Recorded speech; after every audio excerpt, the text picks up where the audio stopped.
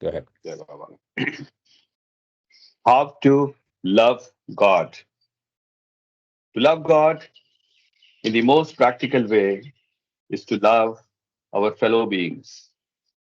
If we feel for others in the same way as we feel for our own dear ones, we love God. If instead of seeing faults in others, we look within ourselves, we are loving God. If instead of robbing others to help ourselves, we rob ourselves to help others, we are loving God. If we suffer in the suffering of others and feel happy in the happiness of others, we are loving God. If instead of worrying over own misfortunes, we think of ourselves more fortunate than many, many others, we are loving God.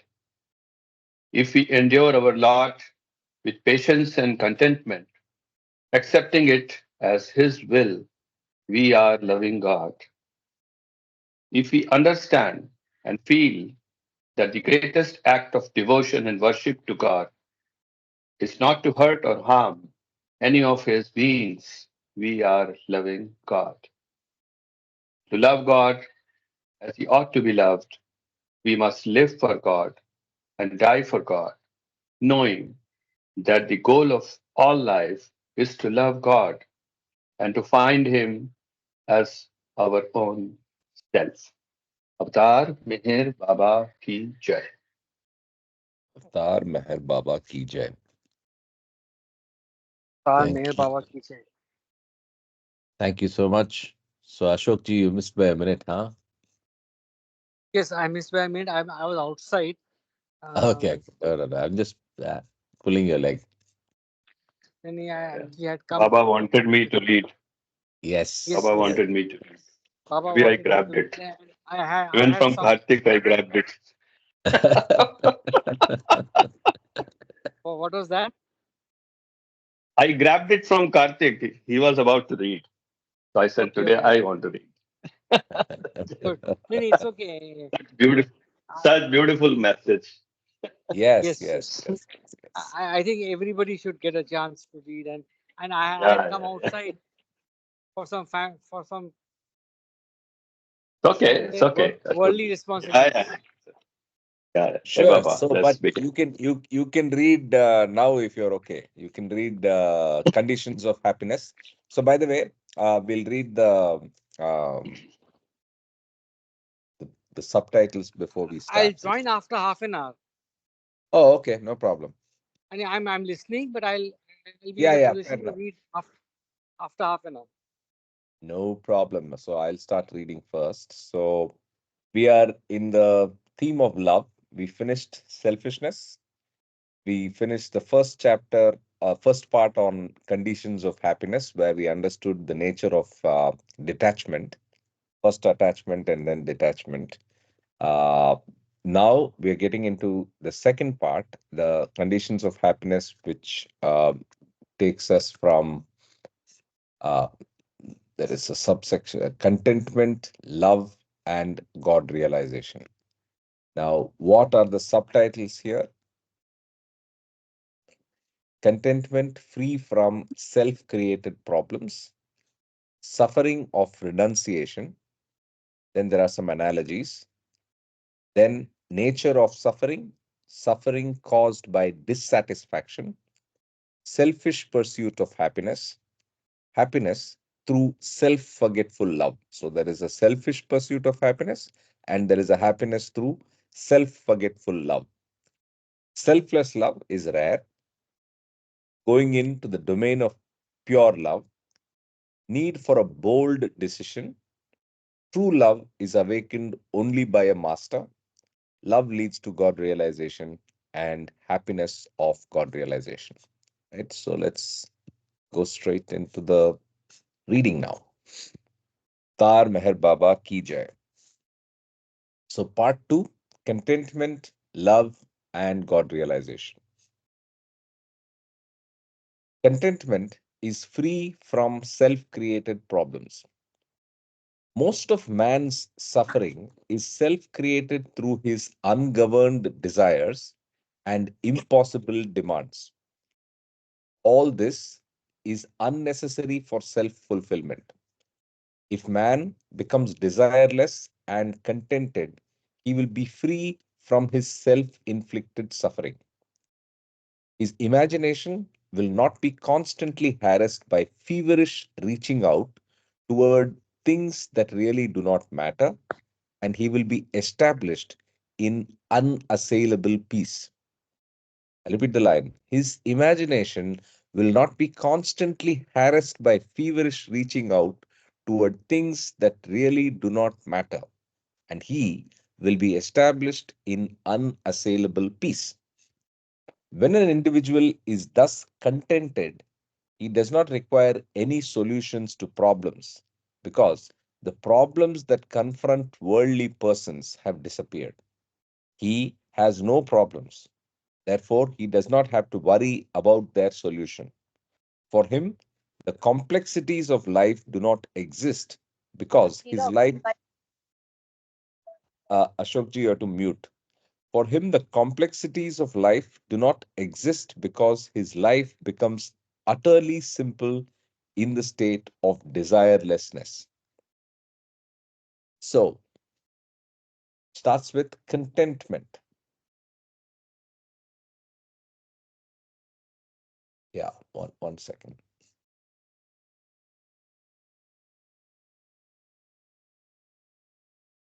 Suffering of renunciation.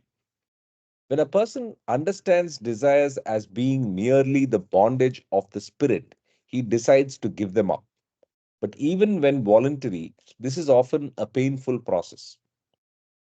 The suffering that comes from purging the mind of its many desires exists even when the soul may be ready to renounce them, because this decision of the soul goes counter to the inclination of the ego mind to persist through its habitual desires. So I'll read this line again. The suffering that comes from purging the mind of its many desires exists even when the soul may be ready to renounce them, because this decision of the soul goes counter to the inclination of the ego mind to persist through its habitual desires. Renunciation of desires curtails the very life of the ego mind. Therefore, it is a process invariably accompanied by acute suffering. But such suffering is wholesome for the soul because it liberates the soul from bondage. If you're wondering how renunciation and suffering are linked, let's look at the analogies. Not all suffering is bad. When suffering leads to the eternal happiness of desirelessness, it should be regarded as a blessing in disguise. Just as a patient may have to suffer an operation at the hands of a surgeon in order to free himself of persistent and malignant pain, the soul has to welcome the suffering of renouncing desires in order to be free from the recurrent and unending suffering caused by them.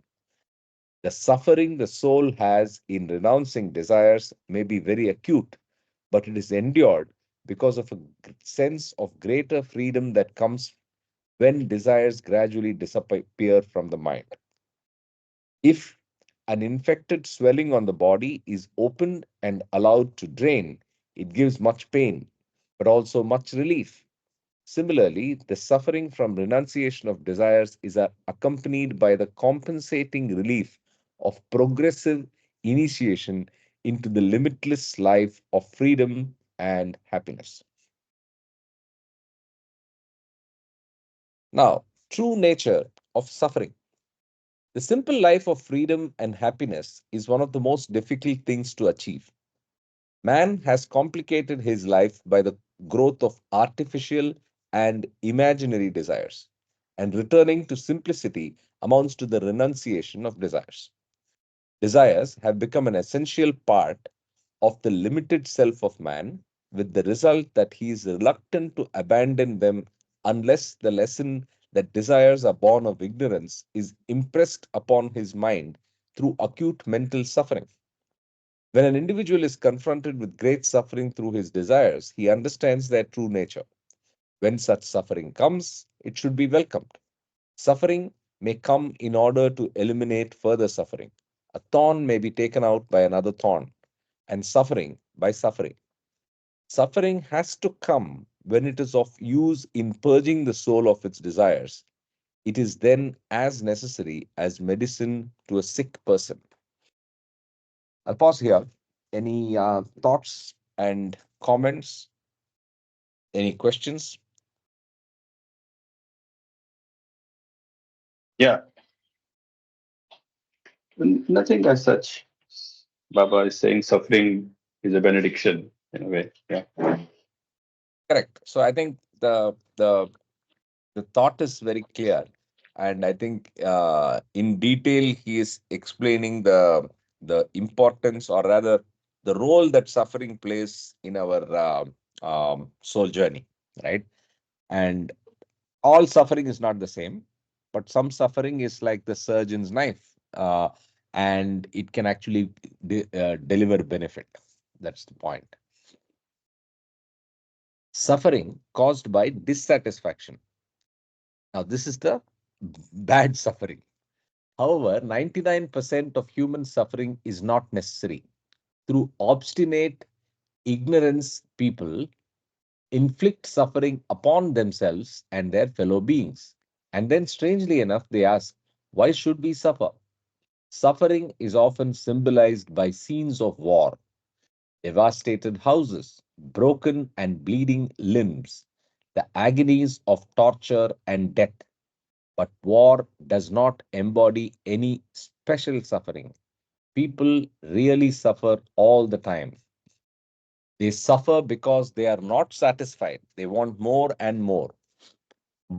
War is more an outcome of the universal suffering of dissatisfaction than an embodiment of representative suffering. Through their greed, vanity, and cruelty, people bring untold suffering upon themselves and others.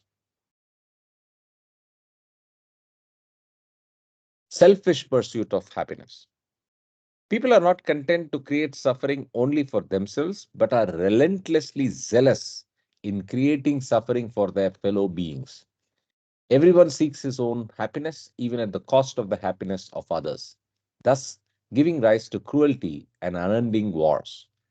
As long as he thinks only of his own happiness, he does not find it. In the pursuit of his own individual happiness, the limited self becomes accentuated and burdensome. When someone is merely selfish, he can, in the false pursuit of separate and exclusive happiness, become utterly callous and cruel to others. But this recoils upon him by poisoning the very spring of his life. Loveless life is most unlovely. Only a life of love is worth living. Okay. Happiness through self. One second. I'm going to go ahead and mute Ashok's mic.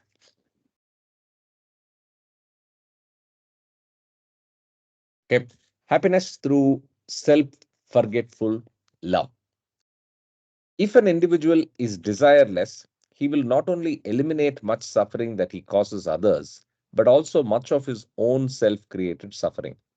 Mere desirelessness, however, cannot yield positive happiness, though it protects one from self created suffering and goes a long way toward making true happiness possible.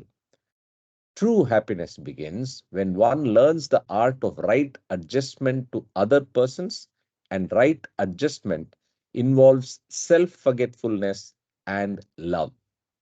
Hence, arises the spiritual importance of transforming a life of the limited self into a life of love. So, the important word in discourses, which is adjustment, is brought in. So, adjustment to other persons and right adjustment involves self forgetfulness and love. Adjustment, and I immediately remember the Beam's reference to what is the way to spiritual progress, right? You have to adjust to your environment, and environment includes other persons.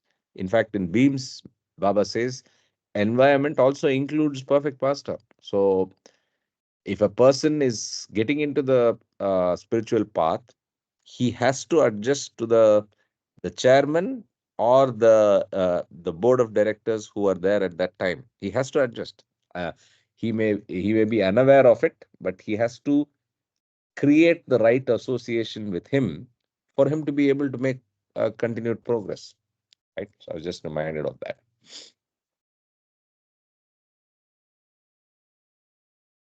Selfless love is rare. Pure love is rare because in most cases love becomes adulterated with selfish motives, which are surreptitiously introduced into the consciousness by the operation of accumulated bad sanskaras. It is extremely difficult to purge the consciousness of the deep rooted ignorance that expresses itself through the idea of I and mine. For example, when a person says that he loves his beloved, he only he often only means that he possessively wants the beloved to be with him.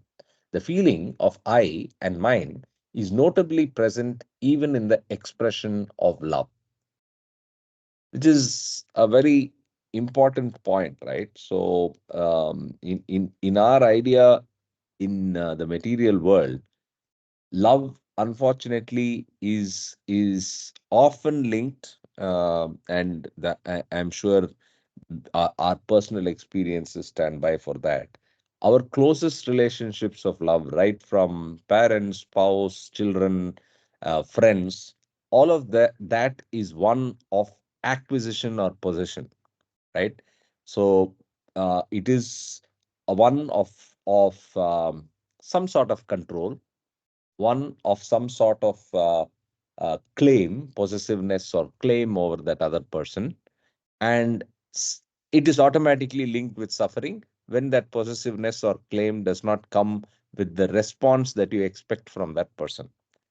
Nowhere is it selfless, nowhere is it unconditional. I mean, I'm not saying nowhere in a stricter sense, because many of us may be in the point of at least practicing unconditional love and discovering the joy of that, right? Just a thought. Any Yeah, yeah, comment? yeah. Most time it's mixed. The proportions change as per our sanskaras and as per our actions and Hmm. knowledge, right? So it's always mixed. I do not, I mean, see in black and white. It's always gray, and what grade of gray is the question. And Correct. slowly and slowly, we need to focus on to make it. Okay, Baba.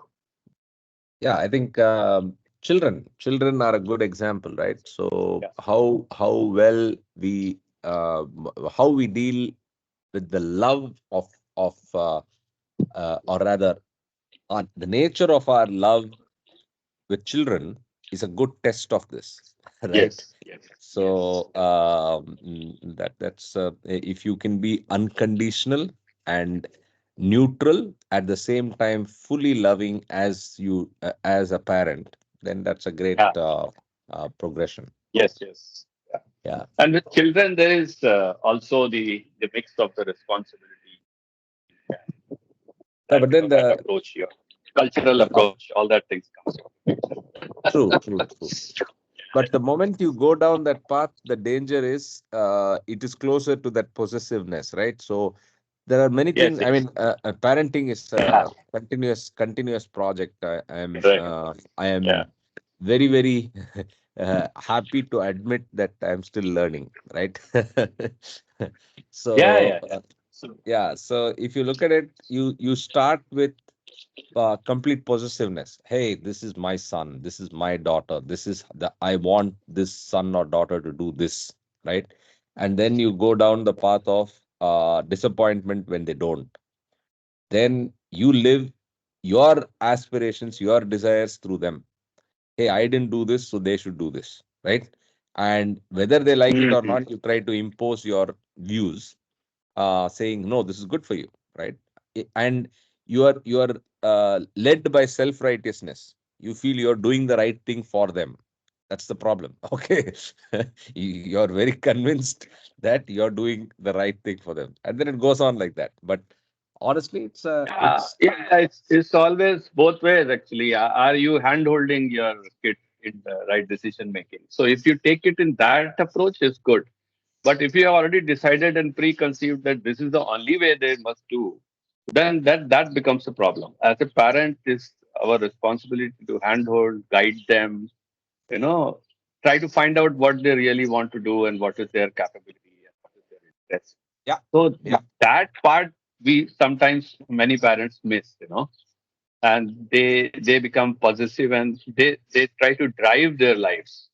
It is Yes, yes. it should be guiding their lives and driving it actually. So that's the subtle subtle difference. So yeah, it's a topic we can discuss for very long. So we'll continue. Yeah, yeah, yeah, yeah, yeah. Agreed. But good point. Guide rather than control. Right. Yeah. Guide and assist and use your experience to support them rather than Yes. against. Yeah, Absolutely. Absolutely. Yeah. Yeah, Baba. I'll continue. If a man sees his own son wearing tattered clothes, he does all that he can to give him good clothes and is anxious to see him happy. Under these circumstances, he would consider his own feeling toward his son as that of pure love. But in his quick response to the distress of his son, the part played by the idea of mine is by no means inconsiderable.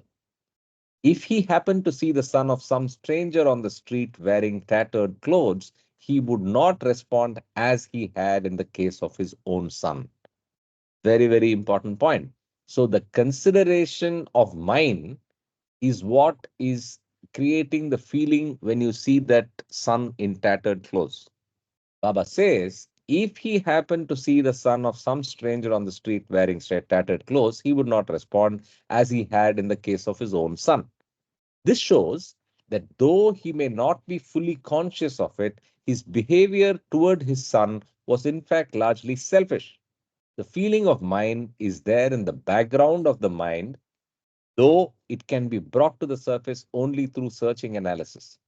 If his response of the son of a stranger is the same as to his own son, then only he can be said to have pure and selfless love. What a beautiful paragraph. Domain of pure love. Pure love is not a thing that can be forced upon someone, nor can it be snatched away from another by force. It has to manifest from within with unfettered spontaneity. What can be achieved through bold decision is the removal of those factors that prevent the manifestation of pure love. The achievement of selflessness may be said to be both difficult and easy. It is difficult for those who have not decided to step out of the limited self, and it is easy for those who have so decided. In the absence of firm determination, attachments connected with the limited self are too strong to break through. But if a person resolves to set aside selfishness at any cost, he finds an easy entry into the domain of pure love.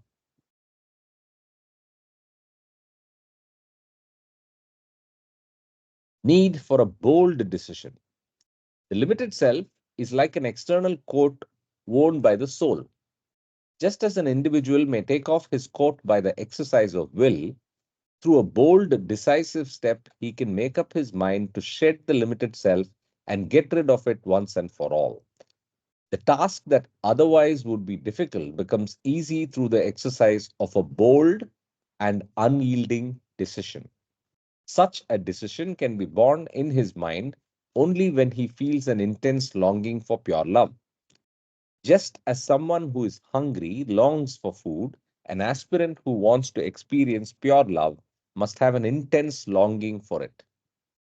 So, first, the decision, which needs a lot of courage, and then create a longing, intense longing. Finally, true love awakened only by master. When the aspirant has developed this intense longing for pure love, he may be said to have been prepared for the intervention of a perfect master, who through proper direction and necessary help ushers him into the state of divine love. Only the master can awaken pure love through the divine love that he imparts. There is no other way. I'll read that line again. Only the master can awaken pure love through the divine love that he imparts. There is no other way. Those who want to be consumed in love should go to the eternal flame of love. Love is the most significant thing in life. It cannot be awakened except by coming into contact with the incarnation of love. Theoretical brooding on love will result in weaving a theory about love, but the heart will remain as empty as before. Love begets love. It cannot be awakened by any mechanical means. Beautiful, beautiful. Beautiful, very That's beautiful. the message that I recently, I think, posted also on the group that Baba Yes, said it is only yes, I that loves you. You don't love me. What you love me is only what I have given you to love. So not yeah, these exact words, but that's the message. yes, reminds you of No, that. Yes. nobody loves me. It starts with that actually. Yeah, Mm, yeah. So that gift, we should be thankful to Baba, all of us, profusely and all the time, consistently. He has given us a, a few drops, probably, that we are able to love him, whatever way, true. unqualified, quantified. Yeah, yeah. Jai Baba. Love leads to God realization. When true love is awakened in the aspirant, it leads him to the realization of God and opens up the unlimited field of lasting and unfading happiness. The happiness of God realization is the goal of all creation. It is not possible for a person to have the slightest idea of that inexpressible happiness without actually having the experience of Godhood. The idea that the worldly have of suffering or happiness is entirely limited. The real happiness that comes through realizing God is worth all the physical and mental suffering in the universe. Then all suffering is as if it had never been. Happiness of God realization. Those who are not God realized can control their minds through yoga to such an extent that nothing makes them feel pain or suffering, even if they are buried alive or thrown into boiling oil. But though the advanced yogis can brave and annul any suffering, they do not experience the happiness of realizing God. When one becomes God, everything else is zero. The happiness of God realization, therefore, cannot suffer curtailment by anything. The happiness of God realization is self sustained, eternally fresh, and unfading, boundless, and indescribable. It is for this happiness that the world has sprung into existence. Yeah, you can highlight the last two sentences Yes, very. exactly what I was thinking. Yeah, yeah, Yeah, self-sustained, eternally fresh, and unfading, unfading, boundless, and indescribable. It boundless. is for this happiness that the world has sprung into existence. See the words used. There is, I think, nothing can be added or deleted. It says everything about God realization. Absolutely, absolutely. It's fresh, unfading, boundless, Yeah. and indescribable. So, any thoughts, any comments, Kama?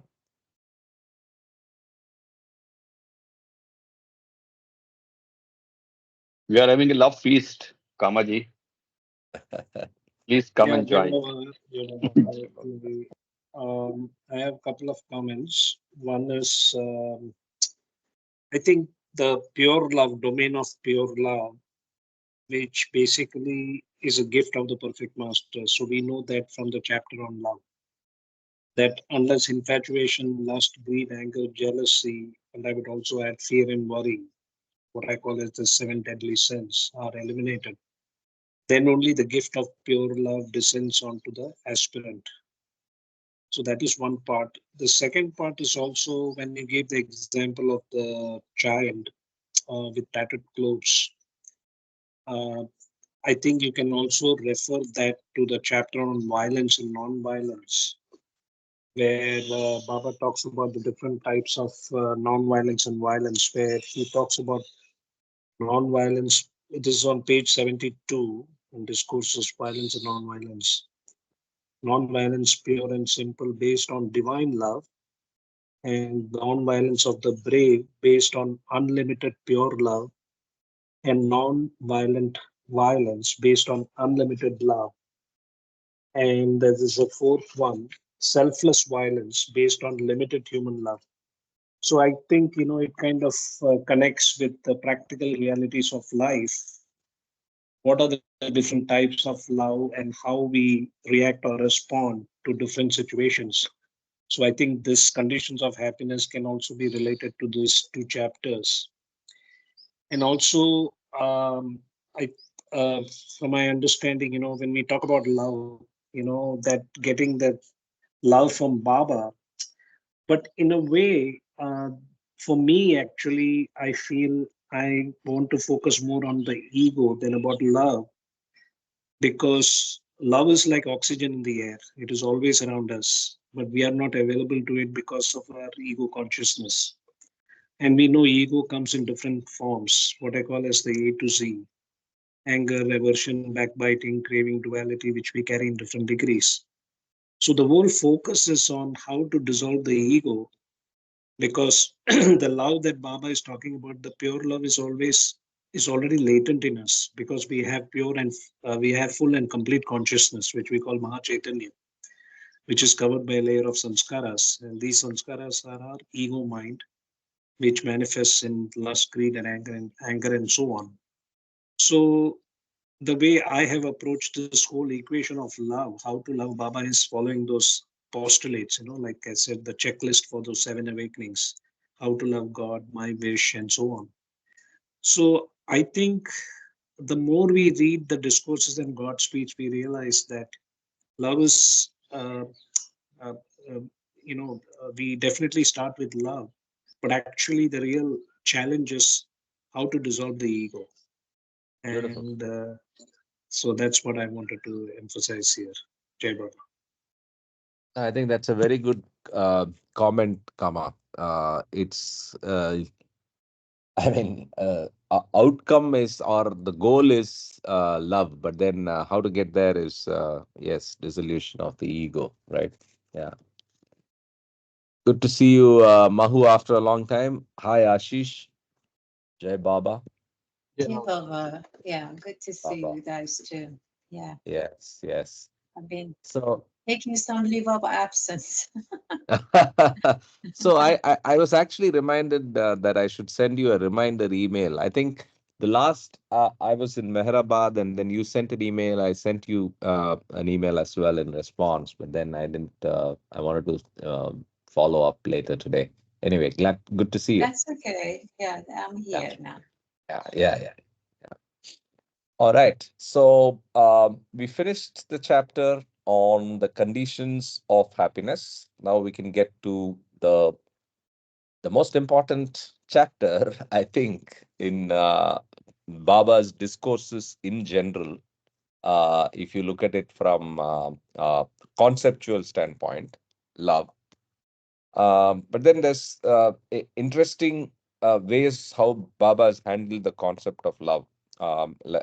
Like Kama just mentioned, dissolution of ego leads to love. The goal of God realization, the goal of spirituality is to get to selflessness and unconditional love. All of that is a fact. But then Baba treats it differently in different messages, right? So if you look at God speaks, there's not too much of mention of love, right? But obviously, in discourses, I would say that from a conceptual importance, love and ego, the dissolution of ego leading to love is probably right up there in terms of importance. So with that, let's just see the um, headings that are there. It's a very, very, very beautiful chapter, and it transcends. I mean, to a uninitiated person, especially. I'll go back to the first time I read this chapter. Right, this chapter was an eye opener in the sense that for me, love was a difficult emotion and difficult idea to relate to, and in that I was also uncomfortable with Baba's focus on love and everything around Baba's messages focusing on love. Uncomfortable as in I was not able to relate to it completely. But then this chapter really, really opens your eyes because it tells you what is the nature of love, what is the metaphysics of love almost, and you'll see what I mean when we read this, and then culminates in the true definition and the true nature of human and then divine love. So anyway, let's read the essence of the chapter by going through these subtopics. Love pervades the universe. Love in inanimate nature, and then love in animal world.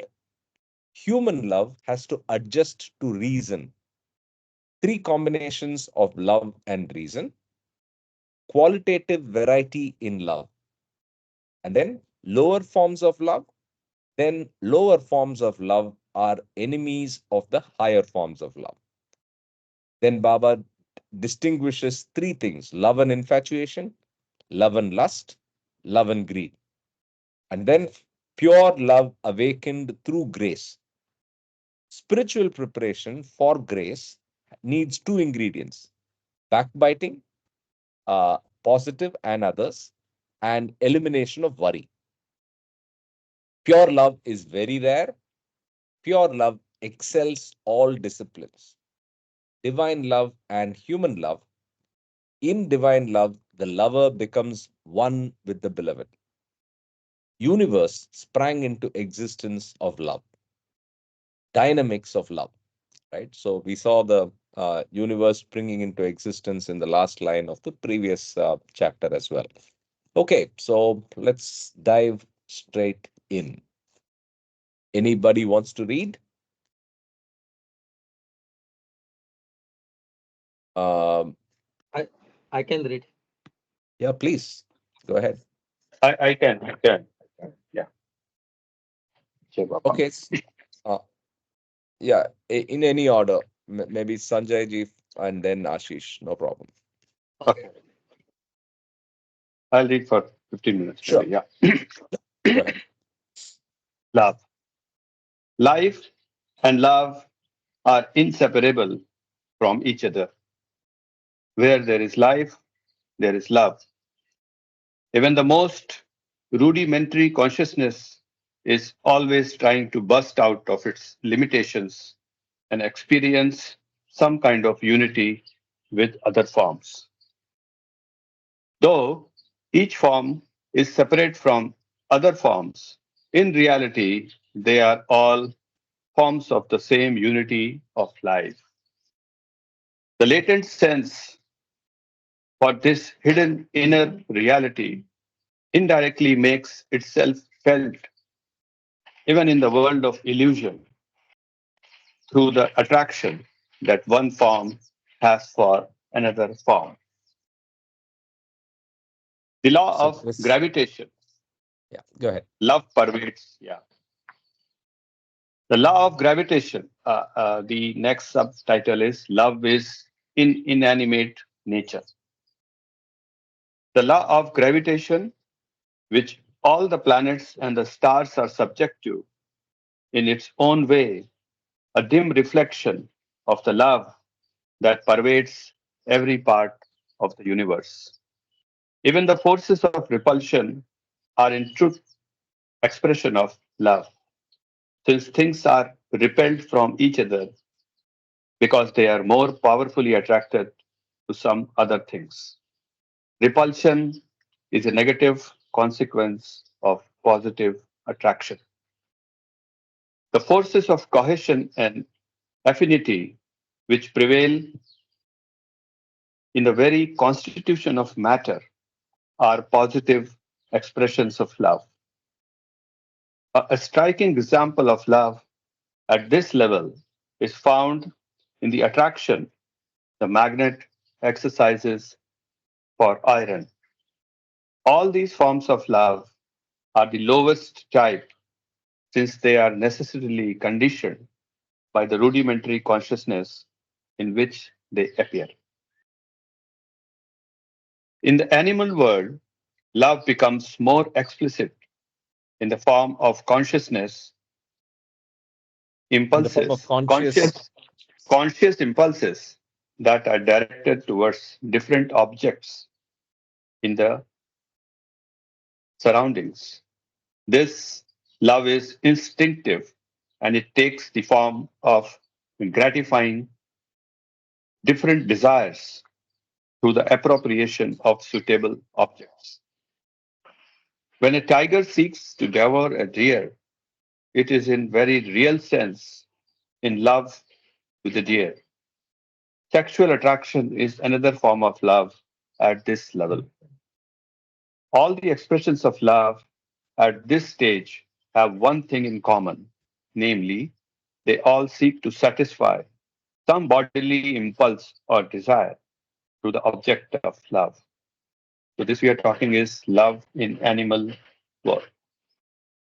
If I Okay, you can can go pause on. you here, if I can pause you here, there are two ideas that Baba has already connected. One is love pervades the universe. So in anything where there is attraction, or he talks about planets, he talks about gravitation, there is a role for, I mean, it's actually expression of love. Then he goes on to say something which again is unique to Baba, right? So he says everything is only a gradation. There are no binaries in the universe, right? There are no good and bad. There are no binary definitions. There's only a gradation. And so in that same logic, even the idea of repulsion is also a form of love. It's just negative love, right? So towards which if you go to the example that we just read in the last paragraph, the magnet is a good example of both forms of attraction and repulsion, both expressing love. It's it's something to think about, but basically it's negative and positive expression of love, right? Yeah, let's continue. Human love yeah, human love has to adjust to reason.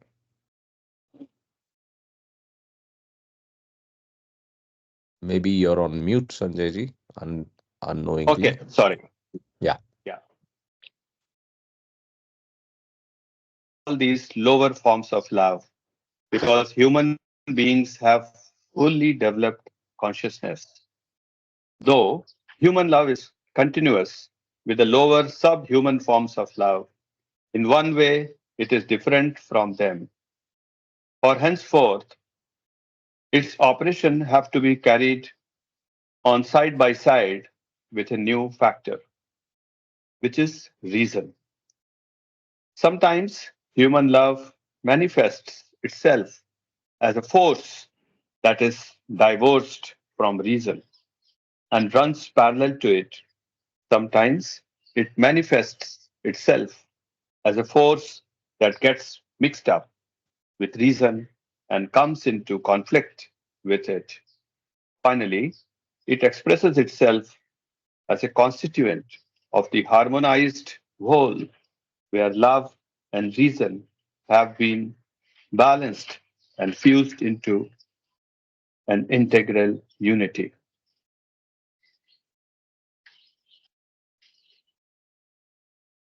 Thus, human love can enter into three types of combination with reason. In the first type, the sphere of thought and the sphere of love are kept as separate as possible. So we are talking of three combinations of love and reason. That is, The sphere of love is practically inaccessible to the operation of reason, and the love is allowed little or no access to the sphere of thought. Complete separation between these two aspects of spirit is, of course, never possible.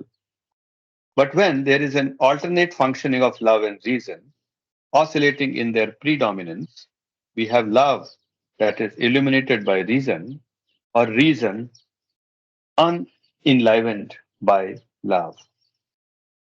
Yeah, so we have love that is unillumined by reason. Yeah, So unillumined by reason. Yeah, unillumined by reason, or reason unenlivened by love. yeah. So they are in So separate. Yeah. so what does So this it's mean? either. What is the love? So when so we are oscillating between these two. It's never that one has only reason or only love. But when there is love, there is we forget any reason, and when we are reasoning, then there is no aspects of love.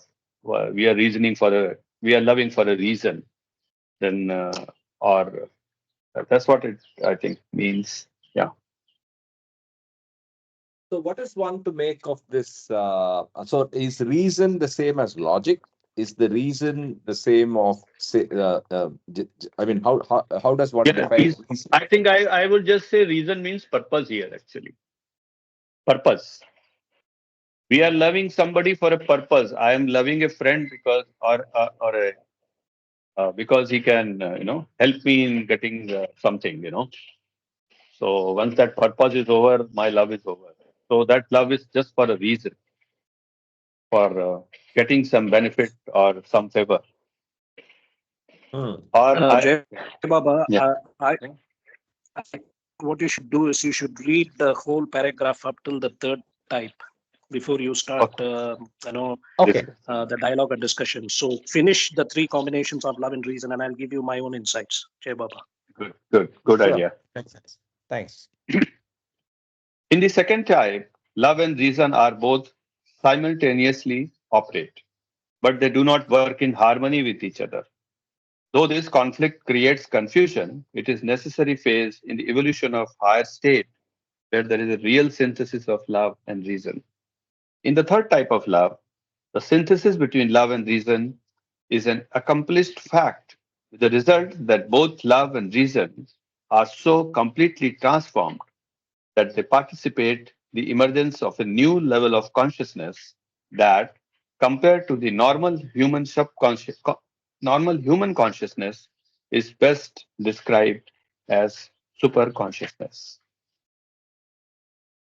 I think here Thank you. all the three types are explained now. Hmm. Hmm. So Okay, the Jai perfect Baba. harmony of Uh, mind and heart. Yeah, Yeah, that's um, let's what read. Baba. Let's read the third one as well. Yeah. no, This is this done. is All the three third types one. are Yeah. explained. Yeah. Correct. Correct.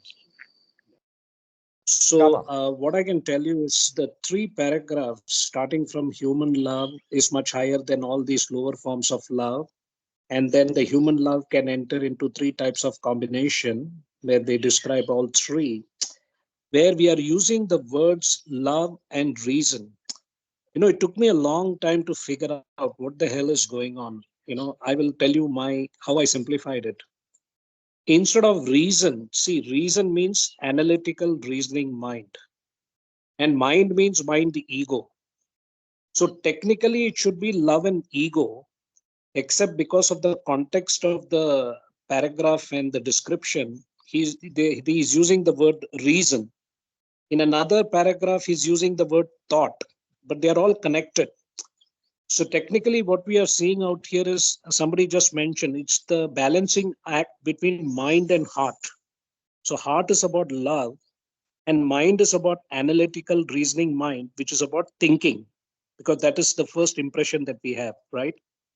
So if you look at these three paragraphs, and instead of looking at reason, you in the background you look at it as the ego, which is the analytical reasoning mind or the mind ego, then it will be easy to comprehend this. So in the three types, where he's saying that in the first type there is total separation between mind and heart. This is the typical thing with the male gender. We are very analytically oriented. because this chapter also connects with the beautiful chapter on reincarnation and karma, which is the significance of male and female reincarnations. And in that, Baba talks about how man excels in the quality of mind and will, and woman excel in the qualities of the heart. But mind and heart have to balance each other, but heart always has precedence over the mind, which means heart intuition is much more dominant or more superior than the analytical reasoning mind. On another discourse, Baba has said human beings have gone through the age of animal instinct to the age of analytical reasoning mind to the age of intuition. So actually, there is a big shift in consciousness today that the mind, as far as I'm concerned, is in the smartphone right now for us. Because earlier, when we didn't have the smartphone, we had to use our own mind. So now this is the age of intuition. So coming back to this particular paragraph, so if you look at it from the love and ego, heart and mind, or analytical reasoning mind and breathing heart love, then it will be much more easier to understand the three different types. So okay, Jai Baba. Okay. Kartik, I have also a comment to make. Sure. Uh, I think partially towards the end, JK, referred to it. I think this also goes back to a different point of time, which Baba says age of reason and then age of intuition. So when long ago, when everything had to be explained via reason, like when Socrates or Plato or all those philosophers were explaining things, even they were explaining the love between Earth and the moon, all those magnet and pulling and so forth. It was all based on reason. So reason always was there to explain love. That was the first one. And then the second one, where they both love and reason, they both participated. But they didn't work, Baba says here, as you mentioned it here, they didn't work in harmony. The third type is the phase we are in now. That Baba said we have shifted from the age of reason to the age of intuition. What is intuition? The voice of heart. That's where you really hear God. That's where you see God. That's where God resides. That love helps you to the involution and evolution of your consciousness, and that takes you to the completely different level of consciousness, which is the third type. And unfortunately, we are here after 8,400,000 whatever. What is that? 800,400,000 human life. Finally, we have arrived at this destination. And Baba, as this avatar, represents completely the third type of love and brought it to us and letting us teach us and awaken us to that love. So that's where we're in the third type of love. That's it. Interesting to see it also in the context of time, right? So one is obviously the three types, and what Kama said as the juxtaposition of the word reason with the ego or heart and mind, and your thought of also saying the progression to the point in time where we are in the intuition era. Yeah, nice. Okay, let's continue. Sanjay ji. Yeah, yeah. Qualitative variety in love. Human love makes its appearance in the matrix of ego consciousness, which has countless desires. Love is colored by these factors in many ways. Just as we get an ever changing variety of designs in a kaleidoscope of simpler elements, we find an almost limitless qualitative, one limitless qualitative variety in the range of love owing to novel combinations of factors. And just as there are infinite shades of color in different flowers, there are diverse, delicate differences in human love. Human love is encircled by a number of obstructive factors, such as infatuation, lust, greed, anger, and jealousy. In one sense, even these obstructive factors are either forms of lower love or the inevitable side results of these lower forms of love. Infatuation, lust, and greed might be looked upon as perverted and lower forms of love. In infatuation, a person is enamored of a sensual object. In lust, he develops a craving for sensation in relation to it, and in greed, he desires to possess it.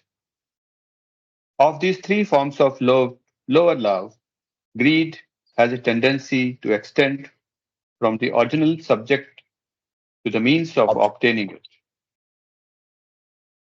Thus, a person becomes greedy for money or power or fame, which can be instruments for possessing the different object that are craved. Anger and jealousy come into existence when these lower forms of love are thwarted or threatened to be thwarted. Lower forms of love, enemy of the higher. These lower forms of love, there's some mic which is open. Yeah, Uh, Ashok, you have to mute your mic. Yeah. Yeah. Go ahead. These lower forms of love obstruct the release of pure love. The stream of love can never become clear and steady until it is disentangled from these limiting and perverting forms of lower love. The lower forms are the enemy of the higher. If consciousness is caught in the rhythm of the lower, it cannot emancipate itself from the self created ruts, finding it difficult to get out of them and advance further. Thus, the lower forms of love continue to interfere with the development of higher form and have to be given up in order to allow for the untrammeled appearance of the higher form of love. Untrampled appearance of the higher form Untrammeled. of untrammeled appearance of the higher forms of love. Wow. बहुत कठिन है डगर पनघट की, as they call it, in Sufism. It's a very popular. It's a very popular term which is used. ना? बहुत कठिन है डगर पनघट की. So see, path. Yeah, dagar means road, path. Yes, path. Panghat, where you Panghat in a village is the well where you go and fetch your water. Life, life is water is life. So it's all very difficult. Yeah. Very good analogy, Sanjay. Yeah. In what we are reading, it is the Panghat or the dagger of self-realization. Self-realization or God realization. Yes. Yeah.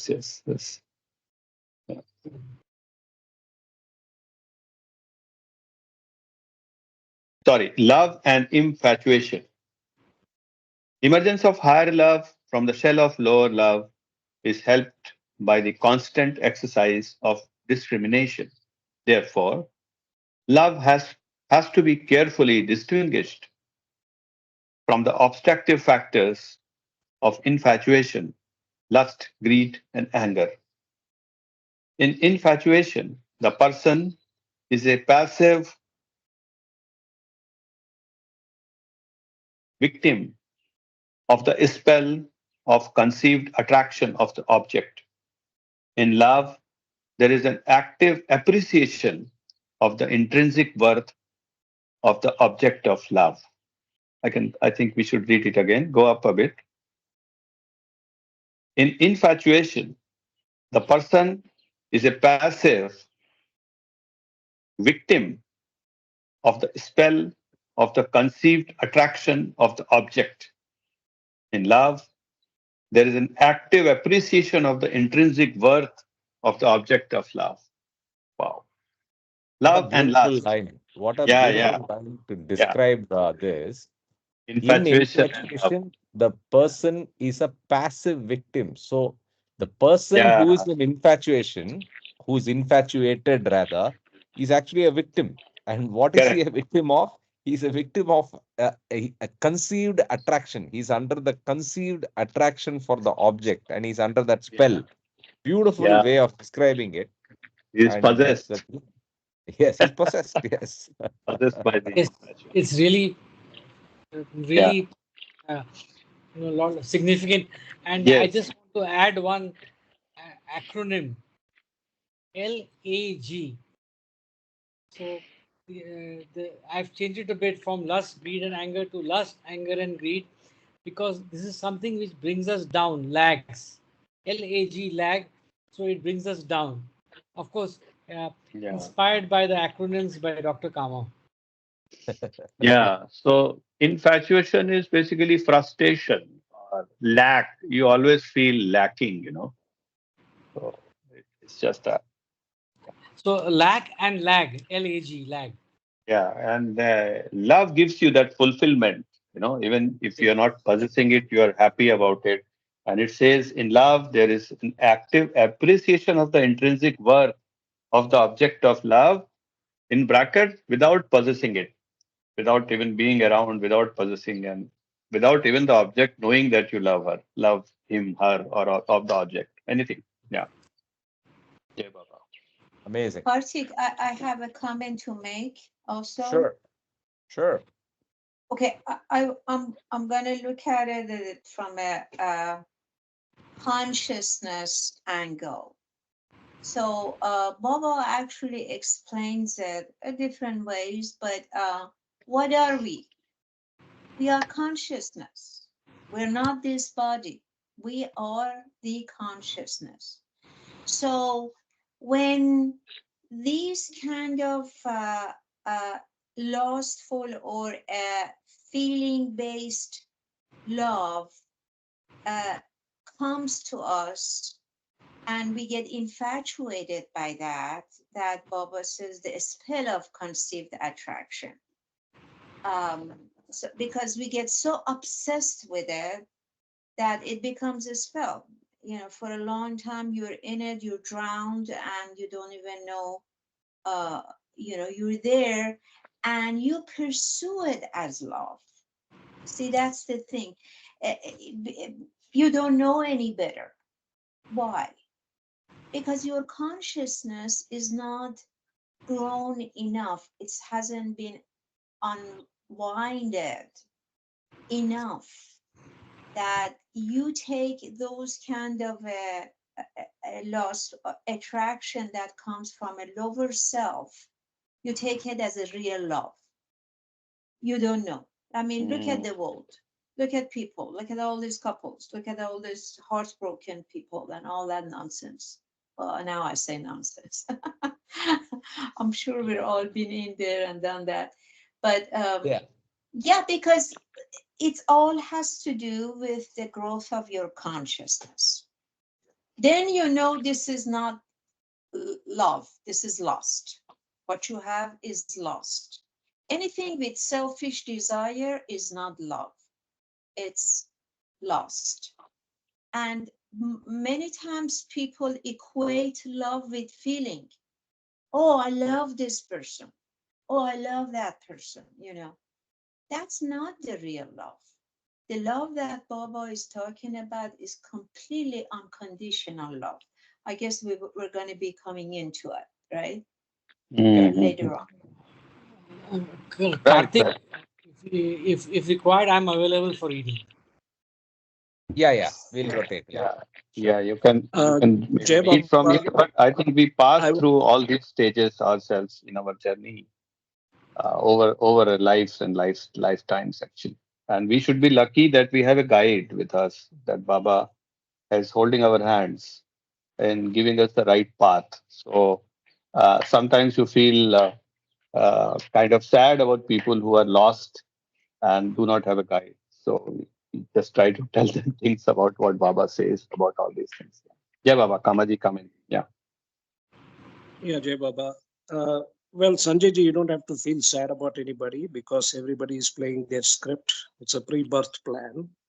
So I think that we can definitely be compassionate and empathize that. But anyway, on another note about talking about consciousness, my understanding is, we have different types of gross consciousness, subtle consciousness, God consciousness, and so on. See, consciousness is just a medium, is the means for the drop soul, which we call as the spirit or the individual drop soul self, to go through this journey of evolution, reincarnation, involution. So I don't understand that concept of consciousness that the other participant mentioned, but I think the whole idea out here is yes, on one side we are dealing with our ego consciousness because we have a split personality which we call as the ego personality self or the false I self, and then on the other side we have the realized self, which is basically what we call as super consciousness or whatever.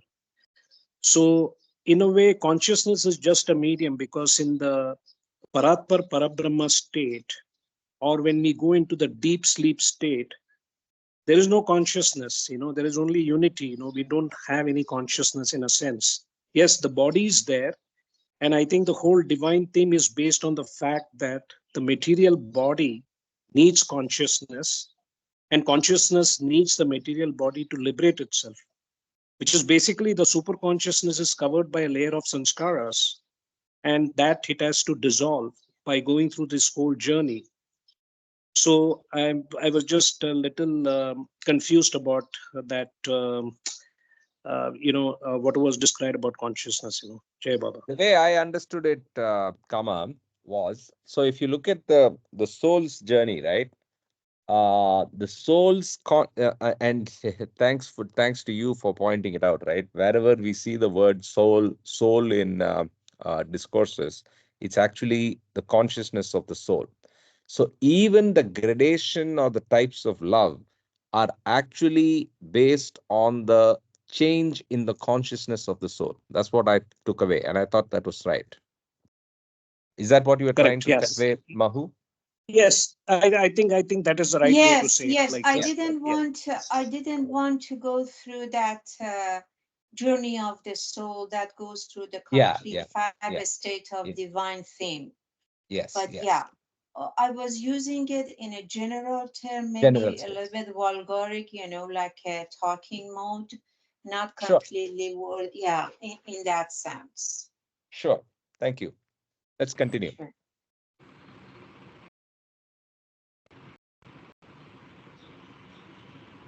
So we can rotate, and maybe given we have 20 minutes, and Ashok, you want to read?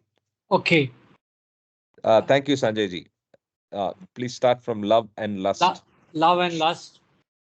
Love is also different from lust. In lust, there is reliance upon a sensual object and consequential spiritual subordination of oneself to it, whereas love puts one into direct and coordinate relation with the reality behind the form. Thus, lust is experienced as being heavy, and love is experienced as being light. In lust, there is narrowing down of life, and in love, there is expansion of being. To have loved someone is like adding another life to your own. Your life is, as it were, multiplied, and you virtually live in two centers. If you love the whole world, you may vicariously live in the whole world, but in lust, there is an ebbing down of life and a general sense of hopelessness, dependence upon a form regarded as another.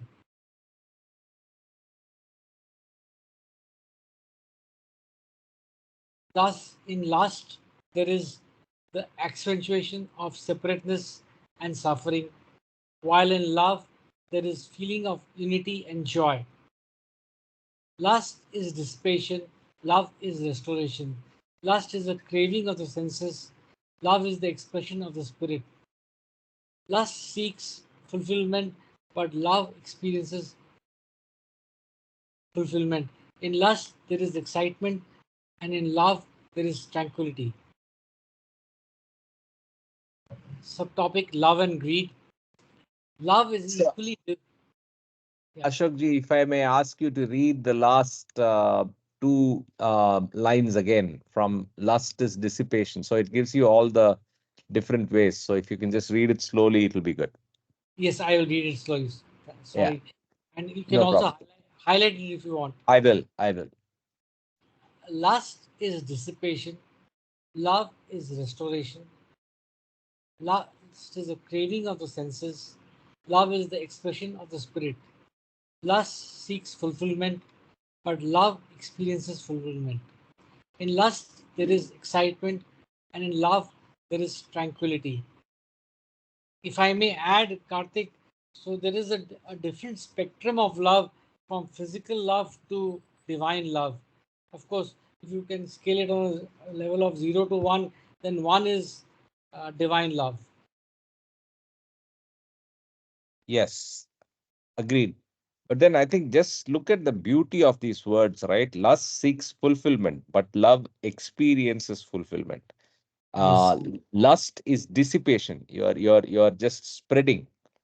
Love is restoration. Lust is a craving of the senses. It's basically body senses, bodily senses. Love is expression of the spirit. So beautiful ways to understand the distinction between these two things. And also the last one. In lust, there is excitement, and in love, there is tranquility. Right? So it's beautiful, very beautiful. Yeah, it's beautiful. It's very. Uh, and Kartik, when as you said, is very beautifully compared here. The compare and contrast, and Baba says it here. And also, this we can consider this as connected to the conditions of happiness. Did you guys read that part? Yes, yes, of course. Just before Yeah, this. Yes. yeah, I missed that, but Yeah. it's a direct relationship between this and happiness. For example, in lust is never ending. You Yes. always have a thirst because it's based on senses, your five senses. So it's temporary, it's illusory, it's, and all that. So, anyway. Perfect. Yes, Ashok ji. Love and greed. Love is equally different from greed. Greed is possessiveness in all its gross and subtle forms. It seeks to appropriate persons and gross objects, as well as such abstract and intangible things as fame and power. In love, the annexation of another person to one's individual life is out of the question, and there is free and creative outpouring that enlivens and replenishes the being of the beloved independently of any expectations for the self. We have the paradox that greed, which seeks the appropriation of another object, in fact leads to the opposite result of bringing the self under the tutelage of the object. Whereas love, which aims at giving away the self to the object, in fact leads to a spiritual incorporation of the beloved in the very being of the lover. In greed, the self tries to possess the object, but it is itself possessed by the object. In love, the self offers itself to the beloved without any reservations, but in that very act, it finds that it has included the beloved in its own being. If I may highlight that the last two lines are in bigger font, must be for stressing it. I read it again. In greed, the self tries to possess the object, but it is itself possessed by the object. In love, the self offers itself to the beloved without any reservations. But in that very act, it finds that it has included the beloved in its own being. Karthik, if I may add, this is comparable to real surrender, the beloved, seven realities. Correct, correct, correct. There's one paragraph left. Sorry. Yeah, yeah. Pure love awakened through grace. Yeah, Yeah. pure love awakened by grace. The subtopic: infatuation, lust, and greed constitute a spiritual malady, which is often rendered more virulent by the aggravating symptoms of anger and jealousy. Pure love, in sharp contradistinction, is the bloom of the spiritual perfection. Human love is so tethered by these limiting conditions that the spontaneous appearance of pure love from within becomes impossible. So, when such pure love arises in this aspirant, it is always a gift. Pure love arises in the heart of the aspirant in response to the descent of grace from a perfect master. When pure love is first received as a gift of the master, it becomes lodged in the consciousness of the aspirant like a seed in favorable soil. And in course of time, the seed develops into a plant and then into a full grown tree. Beautiful. Yes. Spiritual preparation for grace. Jay Baba, I have a question here. Um, can we understand what is the difference between pure love and divine love, please? Jay Baba. What is that? Is that a question?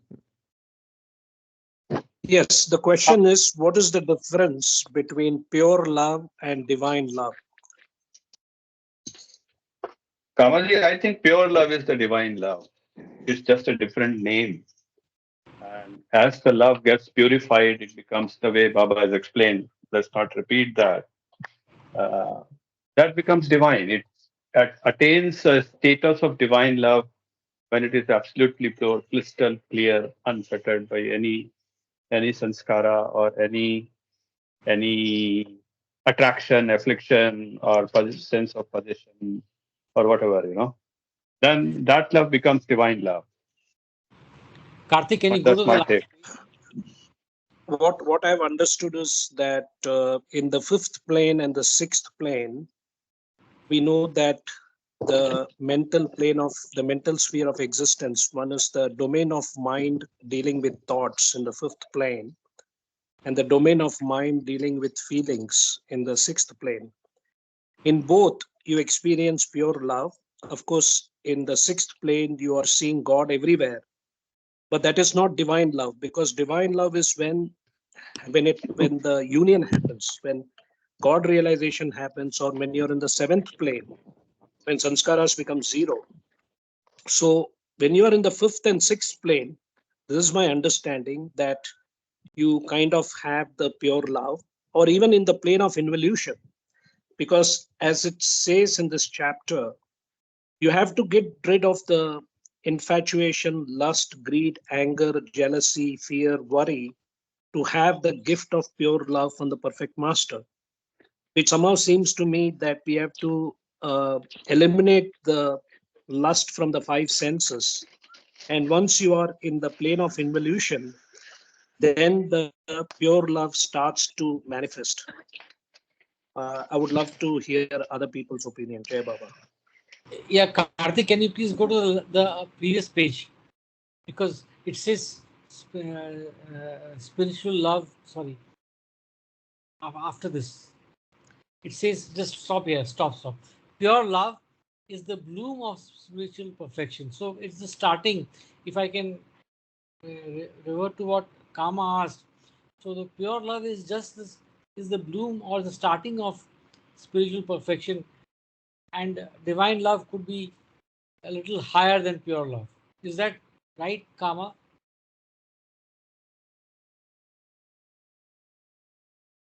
See, Jay Baba, divine love is God, because in this chapter you will come to that paragraph where it's clearly explained that Last. God is divine love, or divine love is God. And also, when we were reading the paragraph about greed, where it talks about the beloved, I think we can also refer to that essay on lover and the beloved from everything Beloved. and nothing, which clearly explains, as we know, to attain union is so impossibly difficult because it is impossible to become what you already are. Union is nothing but the knowledge of oneself as the only one. So this is the ultimate goal. There is no you and I. So God is playing this game through all of us. We are all God in human form, or God in man state as per God speaks. But we are not behaving like God because of sanskaras from the evolutionary aspect, and as well as through reincarnation. Hey, Baba. Okay, we'll continue. Yeah, I think Ashish also wanted to read. So maybe he Fine. can read for 10 minutes if Yeah, you're okay, absolutely. Ashokji. I'm fine with that. Yes, absolutely. Yeah, okay, Sure. okay. So spiritual preparation for Spiritual grace. preparation for grace. The descent of the grace of the Master is conditioned, however, by preliminary spiritual preparation of the aspirant. This preliminary preparation for grace is never complete until the aspirant has built into his spiritual makeup some divine attributes. For example, when a person avoids backbiting and thinks more of the good points in others than of their bad points, and when he can practice supreme tolerance and desires good for others, even at cost to himself, he is ready to receive the grace of the Master. One of the greatest obstacles hindering this spiritual preparation of the aspirant is worry. With the supreme effort, this obstacle of worry is overcome. A way is paved for the cultivation of the divine attributes that constitute the spiritual preparation of the disciple. As soon as the disciple is ready, the grace of the Master descends for the Master, who is the ocean of divine love, is always on the lookout for the soul in whom his grace will fructify. The pure love, very rare. The kind of love that is awakened by the grace of the Master is rare privilege. The mother who is willing to sacrifice all and to die for her child, and the martyr who is prepared to give up his very life for his country are indeed supremely noble. But they have not necessarily tested this pure love born through the grace of the Master. Even the great yogis who sit in caves and on the mountain tops and are the completely absorbed in deep samadhi in bracket meditative trance do not necessarily have the precious love. Pure love awakened through the grace of the Master is more valuable than any other stimulus that they may be utilized by the aspirant. Such love not only combines in itself the merits of all the disciplines, but excels them all in its efficacy to lead the aspirant to the goal. When this love is born, the aspirant has only one desire, and that is to be united with the divine beloved. The topic name is Pure Love Excels All Disciplines. Such withdrawal of consciousness from all other desires leads to infinite purity. Therefore, nothing purifies the aspirant more completely than this love. The aspirant is always willing to fare everything for the divine beloved, and no sacrifice is too difficult for him. All his thoughts are turned away from the self and come to be exclusively centered on the divine beloved. Through the intensity of this ever growing love, he eventually breaks through the shackles of the self and becomes united with the beloved. This is the consummation of love. When love has thus found its uh, fruition, it has become divine.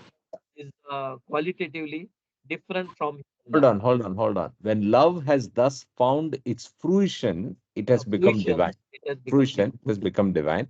And hold on, because Ashok wants to ask a question. Yeah. Yeah, I want to ask a question. So now here, the, there is a distinction between pure love and divine love. So can you read the last two lines again? Is it okay? Okay, okay, Karthik? Can you read Yeah, that? yeah, sure, sure. Yes, yes, yes, Ashok, yes. I was just talking on the mute. Yes. yeah. All his thoughts are turned away from the self and come to be exclusively centered on the divine beloved. Through the intensity of this ever growing love, he eventually breaks through the shackles of the self and become united with the beloved. This is this is consummation of love. When love has found its fruition, it has become divine. So Ashok, ji, this is exactly what Kama was questioning Hey, earlier. He was that it was a out of syllabus question that time. Now it is covered in the syllabus. So basically, yes. the ultimate goal of love is the lover and the beloved, right? The consummation, the unification, and that at that time it becomes divine. So till then, one grade below could be pure love.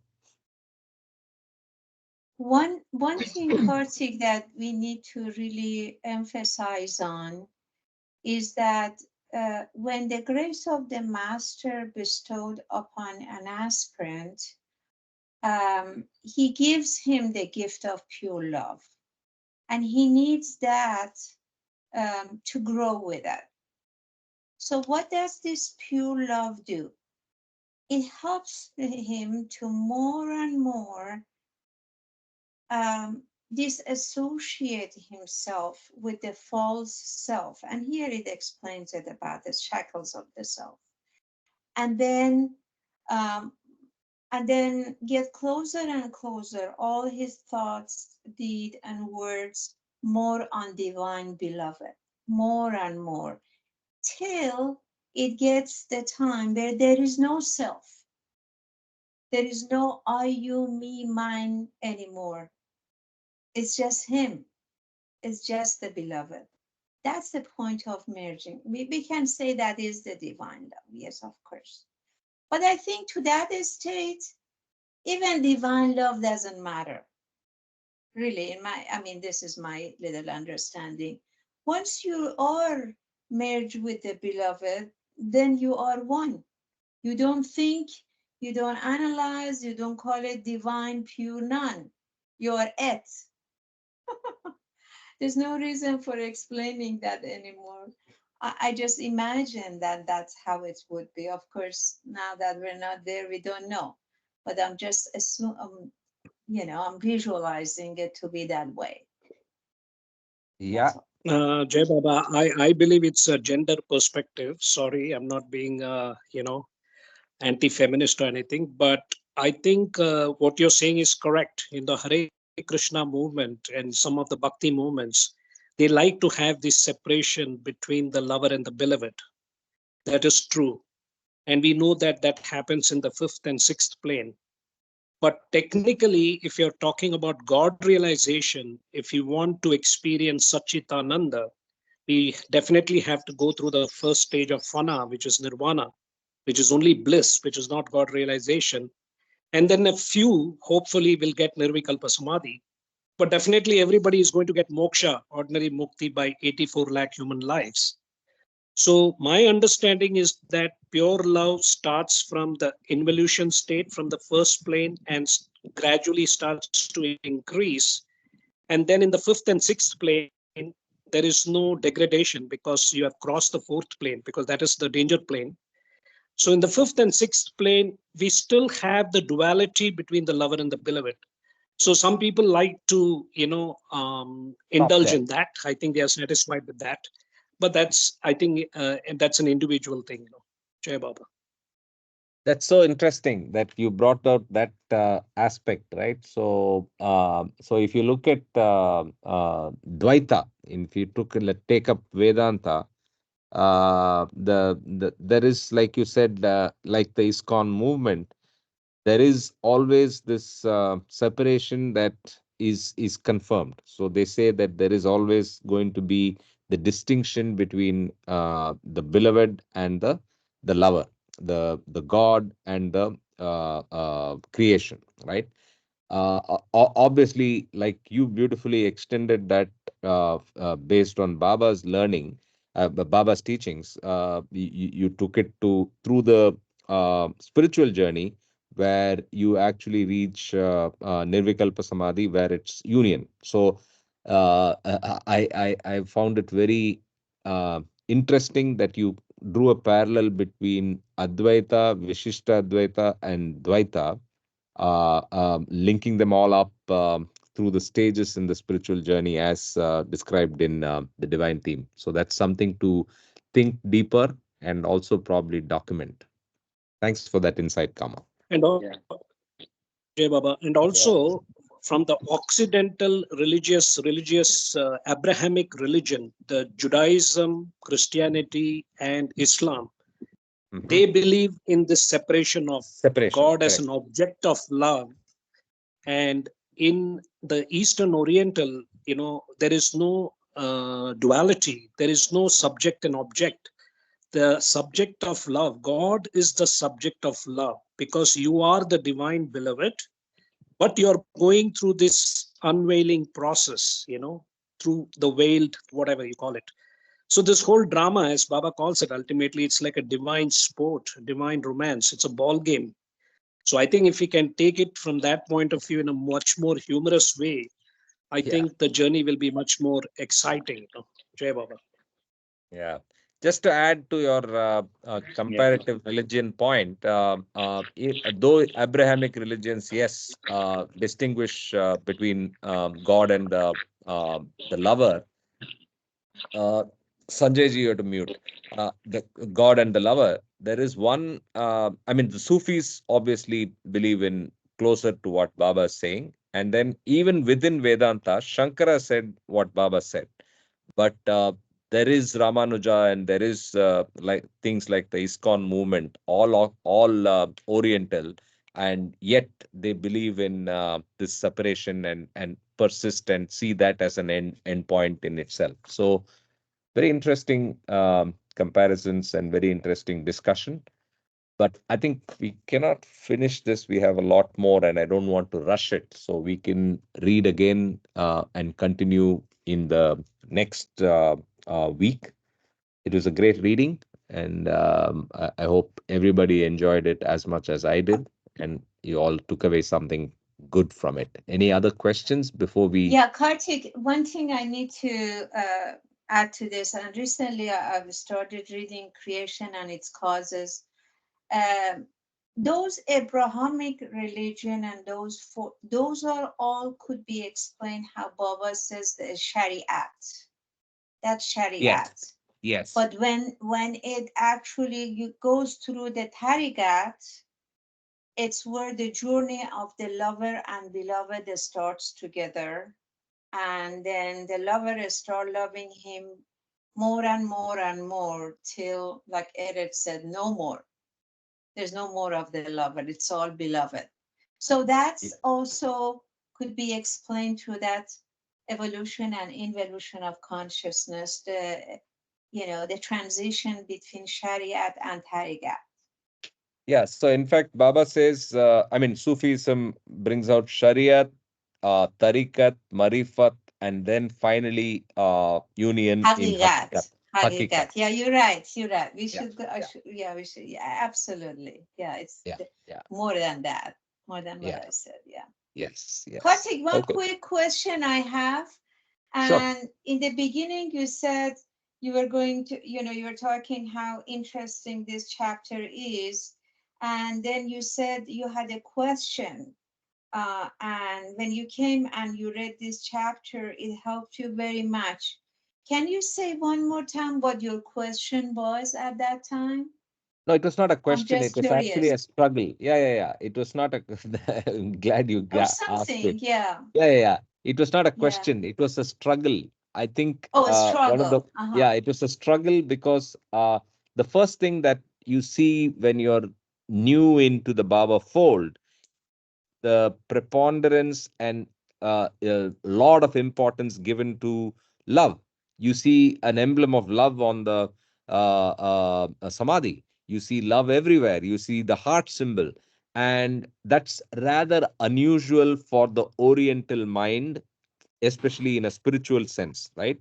You don't see love symbols in temples. You don't see too much. I mean, bhakti is a big deal, right? Bhakti is more devotion, but Baba demolishes that and actually replaces it with love. For me, relating to that concept was a struggle initially, and this chapter specifically helped me unlock the range of love and what Baba is trying to convey. I mean, not Baba is trying to convey. It's the fact that's the conviction I carry about love now. It's the fact of how love is the only thing, right? So that's what I meant. Yeah, very Uh, nice. Yeah. Jay Yeah, Baba, Karthik, you yeah, see, this advent of Meher Baba, the basic underlying theme is love. yeah. And again, it's not limited to the Advent. It's the first Advent where he's bringing out that that's the end point. Don't waste your time with everything else. Yes, yes, So yes. love was the thing. Even Jesus talked about love is the thing that Muhammad talked about and everything. But then Baba says just focus on that one thing and that's it. There is nothing else. There is, because that is all there is, right? So again, to go to Mahu's analogy or Mahu's gradation, Muhammad and their followers stuck to Sharia, right? So they did not go to tariqat, they did not go and so on and so forth. Baba defines this whole thing and puts complete importance deservedly to love, and that's it. Absolutely. Yeah, If I may add, it is the journey from going from physical love to divine love. correct, If I- correct. for the ego-centered mind. Yeah, correct. Lovely. So I think it was a great chat. We can wrap up at this point. I will stop recording, but that we can hang out for a bit and discuss further.